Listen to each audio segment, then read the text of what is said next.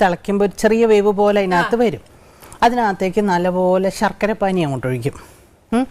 ശർക്കരപ്പാനിയും ഈ മാങ്ങയും കൂടി ഇങ്ങനെ വഴണ്ട പോലെ ഇങ്ങനെ വഴറ്റി ഇങ്ങനെ ഇടും. എന്നിട്ട് അതിൽ കുറച്ച് നെയ്യ് ഒഴിക്കണം. അപ്പോൾ ആ നെയ്യിൻ്റെ മണം അതിലോട്ട് അങ്ങോട്ട് പിടിക്കും, ഈ മാങ്ങയിലോട്ട്. അതിലേക്ക് വേണം നമ്മൾ കുറച്ച് തേങ്ങ, ഒരു പിടി തേങ്ങ, 4 മാങ്ങയുള്ളെങ്കിൽ ഒരു പിടി തേങ്ങ, കുറച്ച് തൈര്, കുറച്ച് മഞ്ഞൾപ്പൊടി, കുറച്ച് മുളക് പൊടി, ഇത്രയും മാത്രം. ചുമ്മാ ഉള്ളി ഇഞ്ചി ഒന്നും കൊണ്ടിടരുത്, ഇത്രയേ ഉള്ളൂ. കഴിഞ്ഞ കോമ്പിനേഷൻ. ഇത് നന്നായിട്ട് അരയ്ക്കുക, നന്നായിട്ട് വെണ്ണ പോലെ അരച്ചെടുക്കുക. ഈ മാമ്പഴത്തിൻ്റെ ഈ കുറുക്കി വെച്ചിട്ടില്ല അതിനകത്തോട്ട് ഒഴിക്കുക.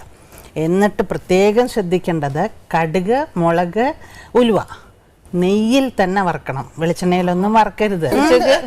വെളിച്ചെണ്ണയിലൊക്കെ വറുത്തത് സാധാരണ പുളിശ്ശേരിയായി പോകും. കളം പോലെ ഇരിക്കണം, കുറുകിയ പോലെ ഇരിക്കും, ഒരു പാത്രത്തിൽ ഇങ്ങനെ കുറുകിയ പോലെ. അതെന്ന് വെച്ചാൽ